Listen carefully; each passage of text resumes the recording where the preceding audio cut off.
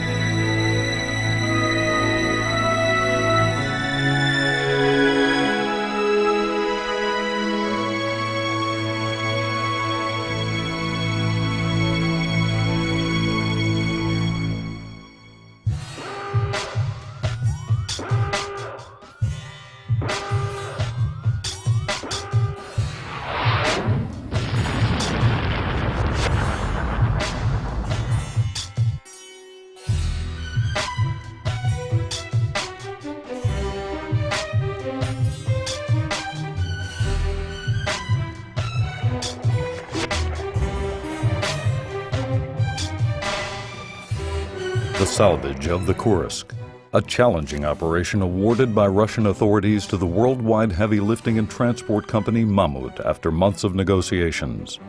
Mamut's salvage plan differed from earlier operations in several decisive aspects, which promise a successful result before the October stormy season on the Barents Sea.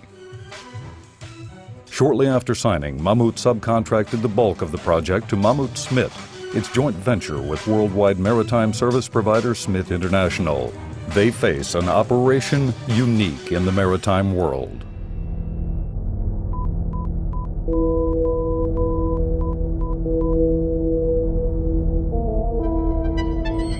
The salvage plan generally looks as follows. The Kursk, 155 meters long, lies at a depth of 108 meters below sea level, 70 miles off the coast of Murmansk. Its heavily damaged nose sunk into the seabed clay. To yield a compact object that can be handled during the lifting operation, the damaged front section will be cut off by a specially designed robotic cutting wire. The salvage plan involves lifting the Kursk by means of 26 computer-controlled lifting units, all positioned on a barge. Once the barge is in place, 26 grippers, or lifting hooks, will be guided down into 26 pre-cut holes in the inner and outer hull. When correctly aligned, the gripper units will be hydraulically opened up and clamped under the frames of the inner hull, not unlike a toggle bolt. A bundle of 54 cables will be attached to each gripper.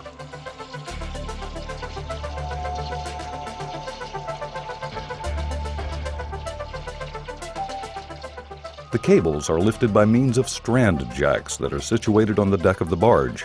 Each strand jack has a lifting capacity of 900 tons. Strand jacks lift hydraulically with a special gripping motion, not unlike climbing a rope hand over hand. They're often used for heavy lifts, but usually on land.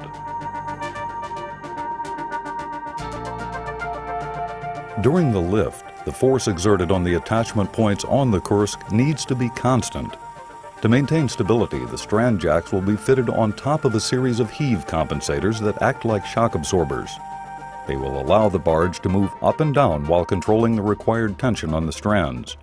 The lifting will be precisely controlled, centimeter by centimeter. The force on each bundle of cables can be set individually to minimize the tension on the hull of the Kursk.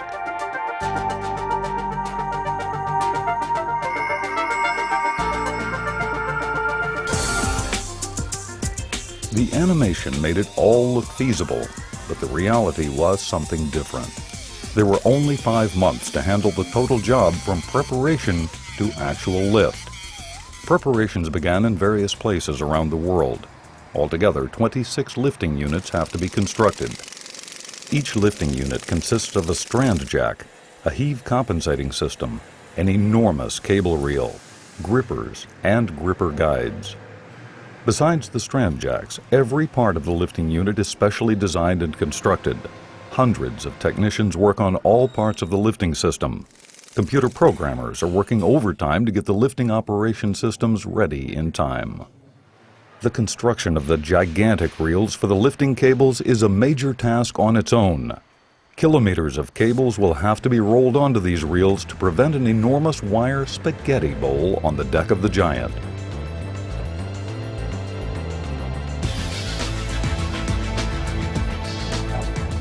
A specially designed cutting wire will have to remove the nose of the Kursk.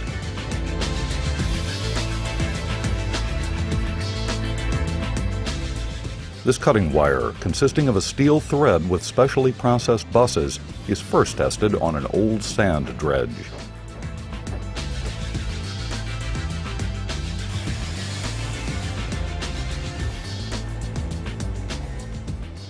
Each part of the operation is tested extensively. Nothing can be left to chance. Part of the inner and outer hull of the submarine has been copied to determine whether the lifting plugs operate according to plan. A plug is lowered into the hole. It then opens and attaches itself to the frame of the submarine. A delegation of Russian engineers comes to Holland for the specific purpose of viewing this test.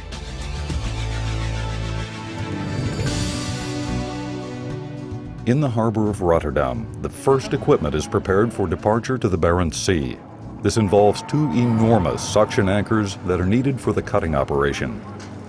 In due time, these anchors will be positioned in the seabed along the sides of the Kursk.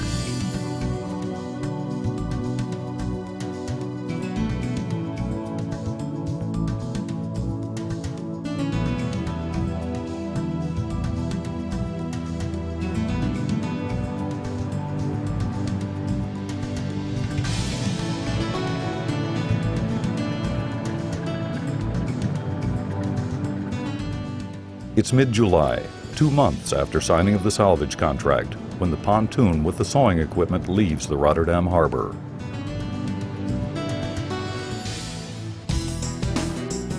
Meanwhile, engineers extensively calculate and recalculate all technical parts of the operation. En dat is wat de lijn die de Russen hebben voorgesteld.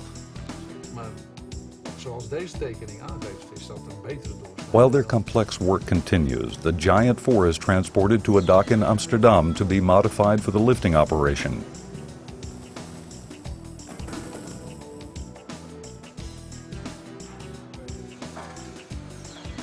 This 130-meter semi-submersible barge is normally used for the transportation of heavy loads that are normally placed on deck. For this particular job, the barge must be prepared to carry cargo below deck. Enormous saddles are mounted underneath the barge. The saddles are shaped to match the outer hull of the Kursk. Below the waterline, under the bow, a huge hole is cut for the sail of the Kursk. Saddles and hole are made to tighten the submarine firmly against the giant barge, which is necessary for a safe journey from the Barents Sea to the harbor of Murmansk.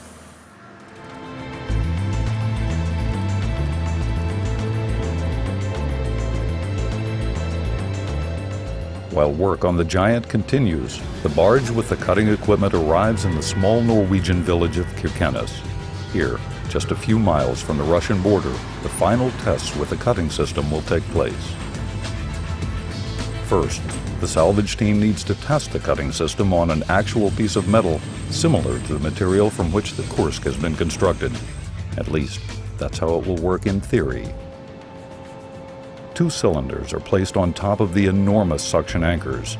The 2 cylinders, driven by gigantic power packs, have a suction pump that is able to reduce the pressure inside each cylinder, causing the anchors to work their way downwards into the seabed.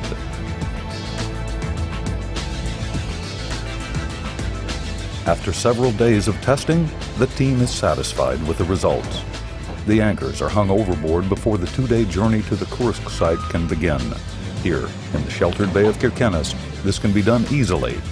Doing this on the Barents Sea with its constant swell would be very dangerous.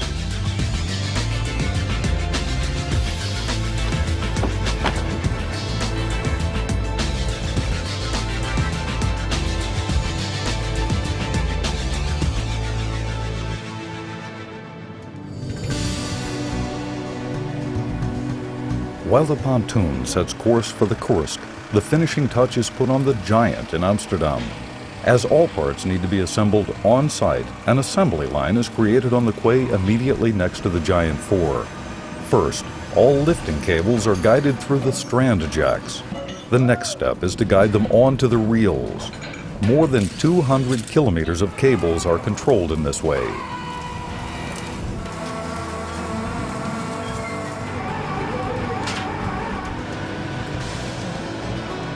The cables are reeved, and the plugs that will need to be attached to the submarine have now been assembled and are being attached. It's August now. Time is pressing. The deck of the Giant is getting fuller all the time. As soon as a lifting platform is completed, it is hoisted onto the Giant 4 and installed over the holes that have been cut. In addition, the heave compensation system, consisting of 4 nitrogen-driven cylinders for each lifting platform, is installed. 28 containers with a total of 3,584 bottles of nitrogen are placed on deck.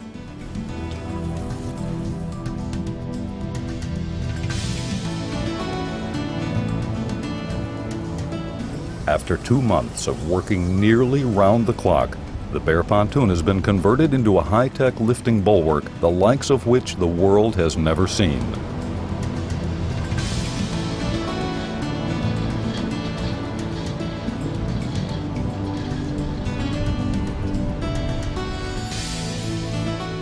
The signal for departure can be given.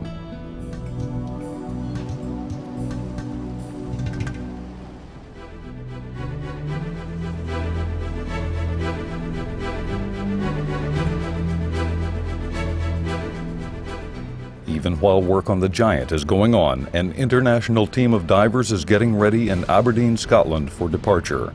The diving support ship Mayo will function as a command ship during the operation. Without expert underwater work, the Kursk cannot be lifted. Before departure, the divers receive final instructions about what they can expect to encounter. They've been trained in particular to be alert for the potential danger of nuclear radiation. After all, the Kursk is a nuclear submarine and will have to be handled gently. Because of the depth of more than 100 meters, the divers must remain in saturation during the entire operation. This means they'll have to work and live for a maximum of 28 days under the same pressure that prevails at a depth of 100 meters. The first 12 divers prepare themselves for this heavy task. Once the door is closed, the ordeal of the divers begins.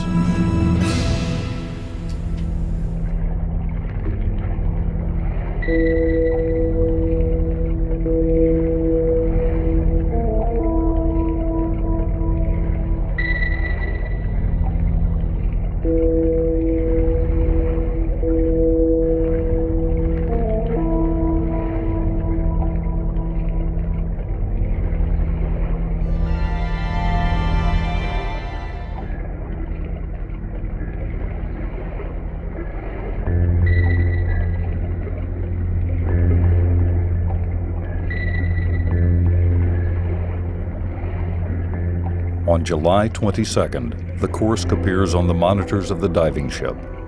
Almost a year after the fatal disaster, the first divers are standing on the hull of the submarine. The gigantic task of salvaging this 9,000-ton hulk, including the bodies of the victims, can begin. According to the lifting plan, 26 holes have to be cut in the inner and outer hull of the submarine. This operation will be carried out by the divers. They need to cut the holes using abrasive jet cutting. This involves the use of high-pressure water mixed with a special type of sand. The divers work round the clock so as to lose no time.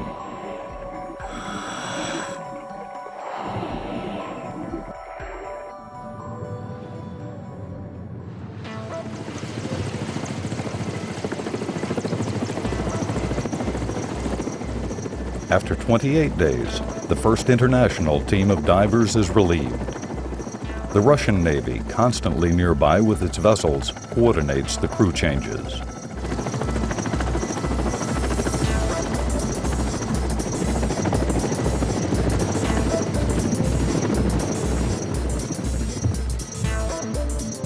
The Mayo has a pressure tank aboard in which the divers live, sleep, and eat after their work on the Kursk.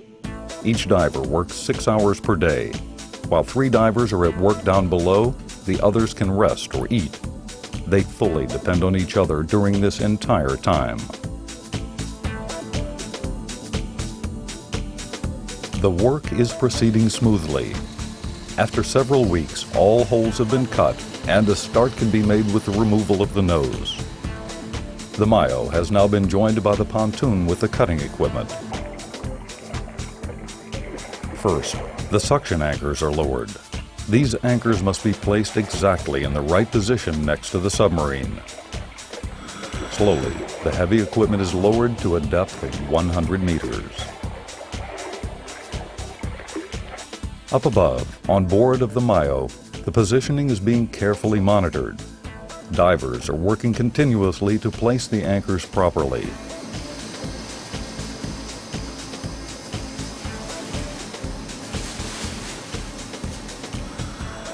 The work goes on around the clock.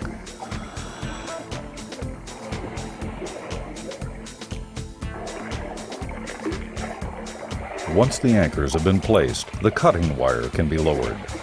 The divers place the heavy wire across the nose of the Kursk, then attach it to the anchors on both sides. The wire has to be placed in the precise correct position. The separation of the heavily damaged nose and the hull is a must before the lifting work can be started. The nose might break during the lifting operation, causing instability that could generate unexpected forces on the lifting units.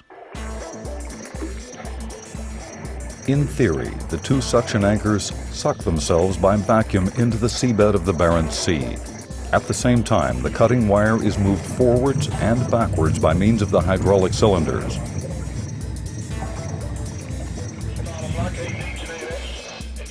After an hour, the cutting wire is turned off to view the result thus far. When the underwater camera is lowered, the situation becomes clear. The wire is doing great work. It's lasted even longer than expected. The salvors continue with good hope.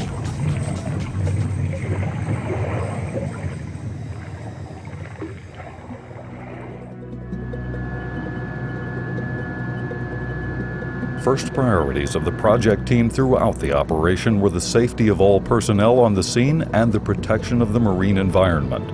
An independent radiological protection team of British and Belgian nuclear and weapons experts was on hand.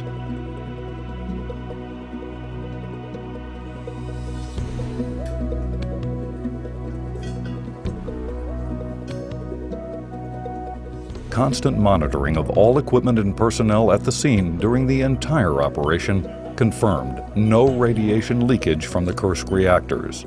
Every recorded level was well within the acceptable range for background radiation.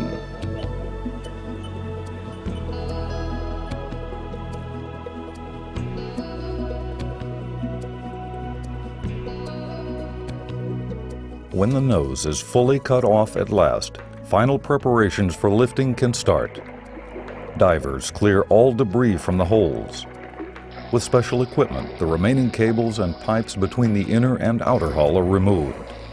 These are the last preparations made on the hull of the Kursk to ensure safe and successful installation of the grippers.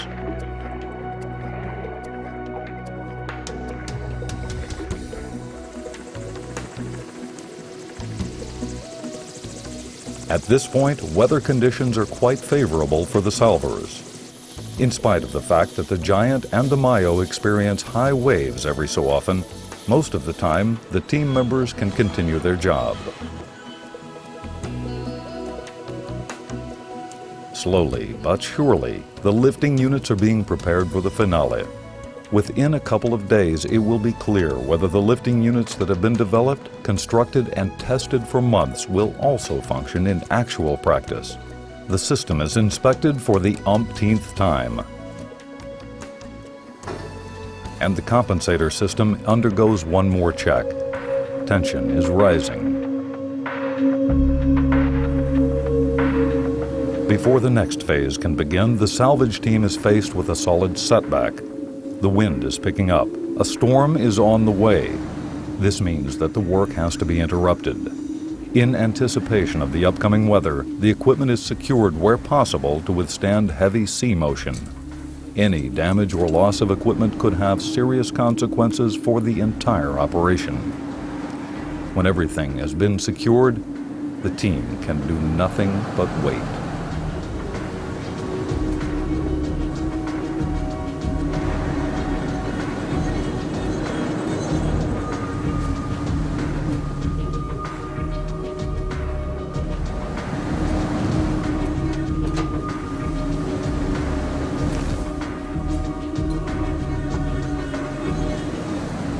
The wind picks up to gale force. Several crew members nonetheless manage to go on deck to lash down some more pieces of equipment.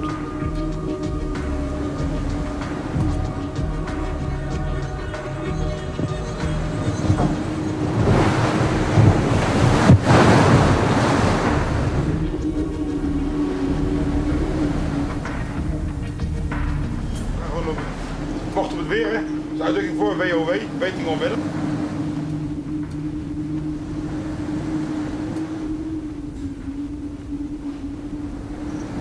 The storm holds on for 24 hours, but in the morning, the sun breaks through and a rainbow appears on the horizon. The weather forecast looks favorable for the time being, and the crew begins immediately to undo the fastened equipment. 2 crawler cranes are used to unroll the 4 guide cables. Later on, the plugs will be lowered along these cables. They ensure that the plugs will not twist during their journey to a depth of 100 meters. The guide cables are attached to a ring in sets of 4. The divers then affix the rings to guiding cones which are installed on each hole. Doing so, the grippers can slide in easily. When correctly aligned, the gripper units will be hydraulically opened up and clamped under frames in the inner hull.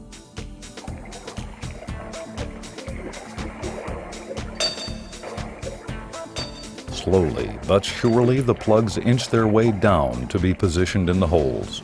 As the 0 hour approaches, the tension on board rises. As the first plugs are attached, the compensation system is also put into operation. The compensators with the strand jacks on top absorb the rocking of the Giant on the sea waves.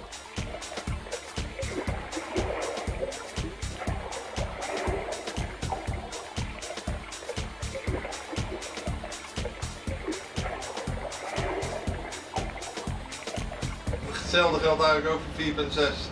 4.6 om 5 uur, oké. Almost every gripper has a unique shape and has to be inserted at a different angle. The crew on deck and the divers below function as a smoothly operating team, and after 4 days, 13 plugs have been installed. 2 days later, the last of the 26 plugs has been lowered. For the divers, months of working around the clock finally came to an end.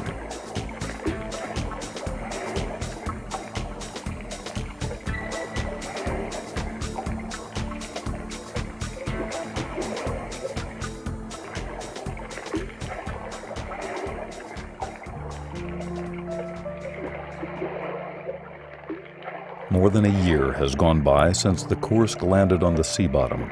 Now, shortly before the submarine is to be pulled loose, the salvage team pauses to reflect on the victims who are still on board. A commemoration plaque and a wreath are lowered onto the Kursk.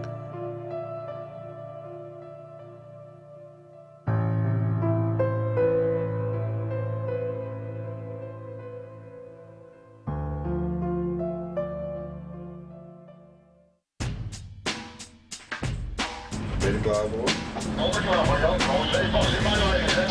Divers, everything is ready, iedereen standby. We can start to lift. The final phase has begun. The command is given to start the actual lifting process.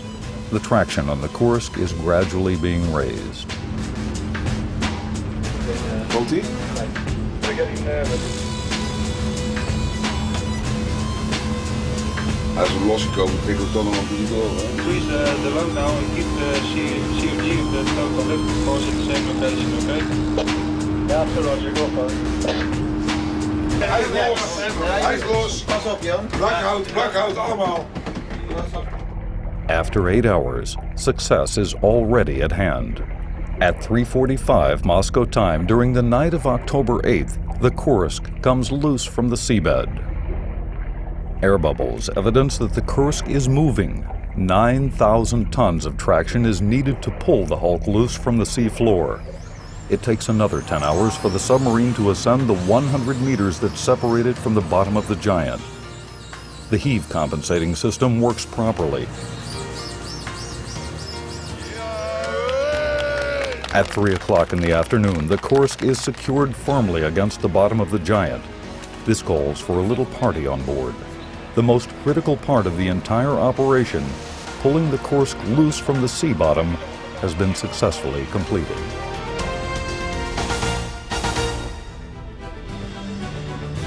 As soon as the Kursk hangs firmly underneath the Giant, the journey towards the harbor of Murmansk is begun. The tugboat SMIT Singapore pulls the Giant Kursk combination towards the Russian harbor. The combination arrives in Murmansk after 2 days. Accompanied by the Peter the Great, a flagship of the Russian Navy,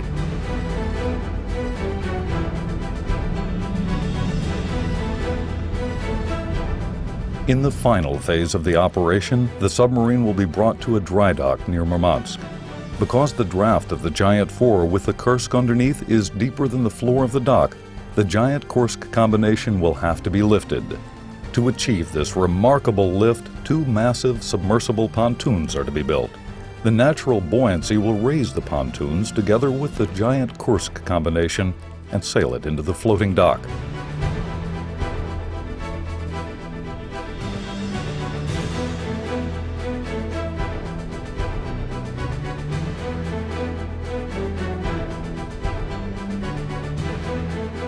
There, the lifting units will place the Kursk gently onto the supports.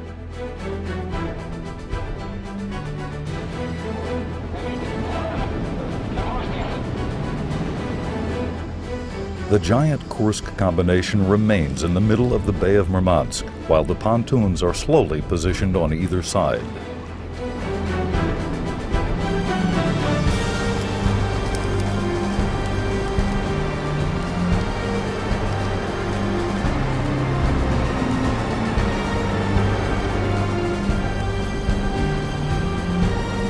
The next step is to sink the enormous pontoons by flooding them with water. Slowly, the pontoons descend further into the water. Once they've sunk deep enough, they're moved underneath the Giant.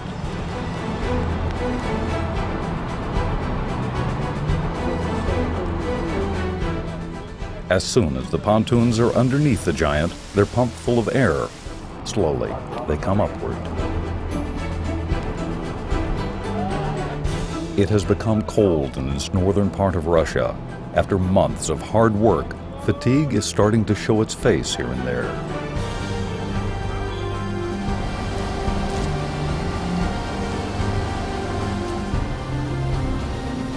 When the pontoons are full of air, they have lifted the Giant Kursk combination more than 6 meters. The combination is thus far less deep into the water and will fit into the dock. Several tugboats push and pull the Giant slowly in the direction of the dock. The Russian Navy is meanwhile lending the salvors a helping hand. Dozens of sailors are now involved to assist in getting their lost comrades into the dry dock. Soon, the combination lies in the dock. The Kursk is back home. The Giant can leave the dock once again, but before that takes place, the salvage team honors the victims one last time. Serieus, nagedachtenis.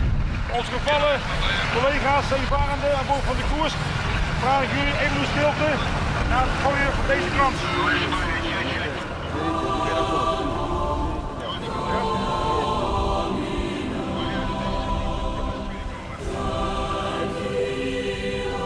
Here ends a successful operation in which numerous innovations were needed to overcome the many challenges.